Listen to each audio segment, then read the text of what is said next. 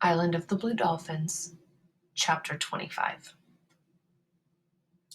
The Aleuts never again came to the Island of the Blue Dolphins, but every summer I watched for them, and early every spring I gathered shellfish, which I dried and stored in the cave where I kept my canoe.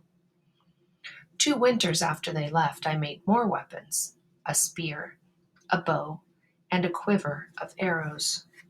These I also stored in the place beneath the headland, so if the hunters returned, I would be ready to go to another part of the island, to move from cave to cave, living in my canoe, if necessary.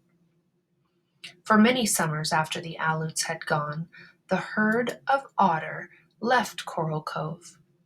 The old otter, which had survived the Aleut spears and by now were aware that summer was a time of danger, would lead the herd away.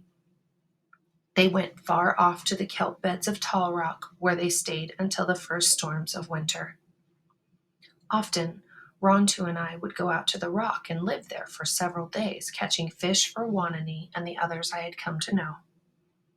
One summer, the otter did not leave, the summer that Rontu died, and I knew then that none of the otter who remembered the hunters were left.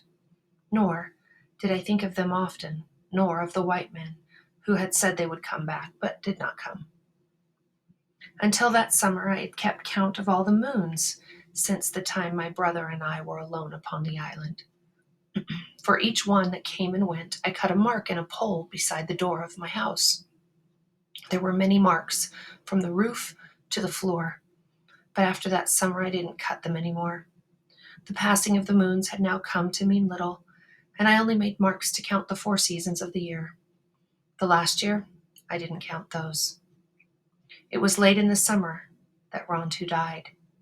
The days since spring, whenever I went to the reef to fish, he would not go with me unless I urged him to. He liked to lie in the sun in front of the house, and I let him, but I did not go so often as in the past. I remember the night that Rontu stood at the fence and barked for me to let him out. Usually he did this when the moon was big, and he came back in the morning. But that night there was no moon, and he did not return. I waited all that day for him until almost dusk, and then I went out to look for him. I saw his tracks and followed them over the dunes and a hill to the lair where he had once lived. There I found him, lying in the back of the cave, alone. At first I thought he had been hurt, yet there were no wounds on him. He touched my hand with his tongue, but only once, and then he was quiet and scarcely breathed. Since night had fallen and it was too dark for me to carry Rontu back, I stayed there. I sat beside him through the night and talked to him. At dawn, I took him in my arms and left the cave. He was very light, as if something about him had already gone. The sun was up as I went along the cliff. Gulls were crying in the sky. He raised his ears at the sound, and I put him down, thinking that he wished to bark at them, as he always did. He raised his head and followed them with his eyes, but did not make a sound. Rontu, I said, you have always liked to bark at the seagulls. Whole mornings and afternoons you have barked at them. Bark at them now for me. But he did not look at them again. Slowly, he walked to where I was standing and fell at my feet. I put my hand on his chest. I could feel his heart beating, but it beat only twice, very slowly, loud and hollow like the waves on the beach, and then no more.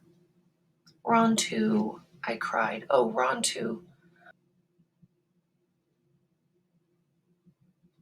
I buried him on the headland.